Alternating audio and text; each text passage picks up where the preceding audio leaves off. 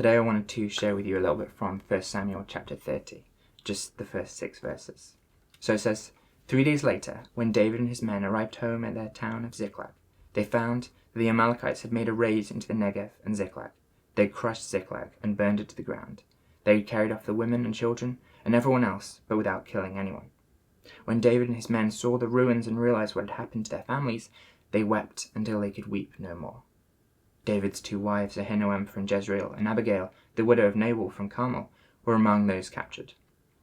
David was now in great danger because all his men were very bitter about losing their sons and daughters, and they began to talk of stoning him.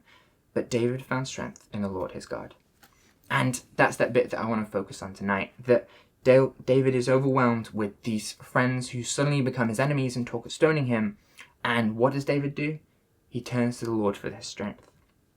And a flawed man, like we were talking about in the last devotional, he was sinful and he knew that he needed the Lord for his strength. He knew he needed the Lord in order to do what was right and not to just act in his own instincts.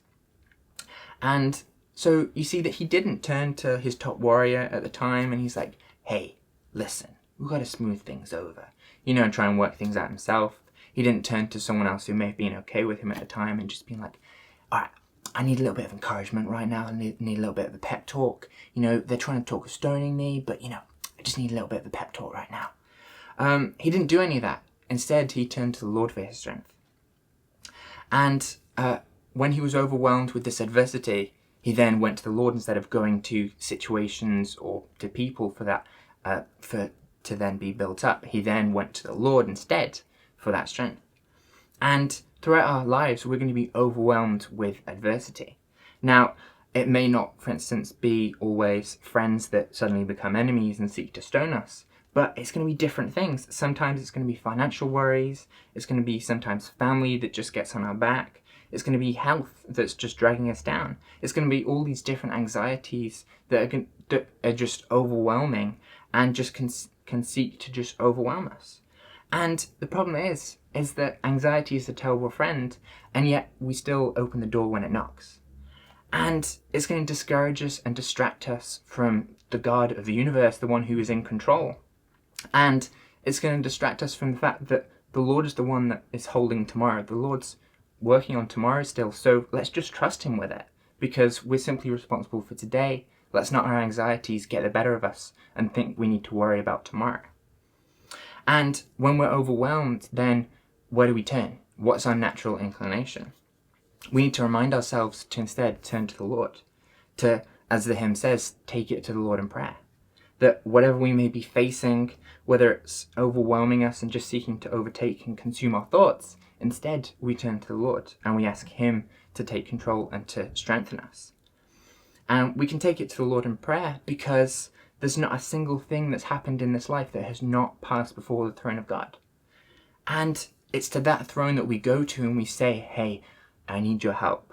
I need you to be with me. I need you to just strengthen me and to give me what I need and to empower me to tackle the situations that are ahead. And in Matthew 11, verse 28, it says, then Jesus said, come to me, all of you who are weary and carry heavy burdens, and I will give you rest. Take my yoke upon you, let me teach you, because I am humble and gentle at heart, and you will find rest for your souls. For my yoke is easy to bear, and the burden I give you is light. And the God who loves us, who gave his life for us, is there to carry our burdens, to carry our anxieties, and anything else that just overwhelms us. We can instead turn to him and seek our strength and our comfort in him and in who he is, rather than in our own ways, in what we think we may be able to do.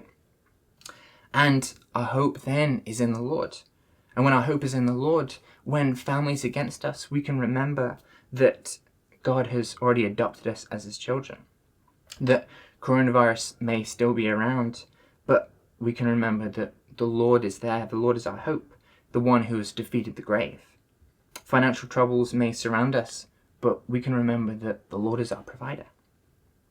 And our troubles may seek to stone us, but the Lord is there for strength, so we can turn to him and seek strength in him rather than trying to find strength from circumstances or from other people. And so I want to leave you guys tonight with Psalm 34.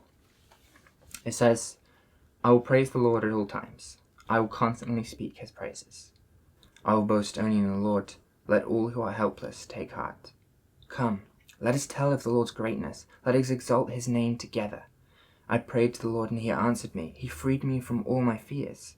Those who look to him for help will be radiant with joy. No shadow of shame will darken their faces. In my desperation I prayed, and the Lord listened. He saved me from all my troubles. For the angel of the Lord is a God. He surrounds and defends all who fear him. Taste and see that the Lord is good. Oh, the joys of those who take refuge in him. Fear the Lord, you his godly people, for those who fear him will have all they need. Even strong young lions sometimes go hungry, but those who trust in the Lord will lack no good thing. Come, my children, and listen to me, and I will teach you to fear the Lord. Does anyone want to live a life that is long and prosperous? Then keep your tongue from speaking evil, and your lips from telling lies. Turn away from evil and do good. Search for peace and work to maintain it. The eyes of the Lord watch over those who do right. His ears are open to their cries for help. But the Lord turns his face against those who do evil. He will erase their memory from the earth. The Lord hears his people when they call to him for help. He rescues them from all their troubles. The Lord is close to the brokenhearted. He rescues those whose spirits are crushed. The righteous person faces many troubles, but the Lord comes to the rescue each time. For the Lord protects the bones of the righteous. Not one of them is broken. Calamity will surely destroy the wicked, and those who hate the righteous will be punished. But the Lord will redeem those who serve him.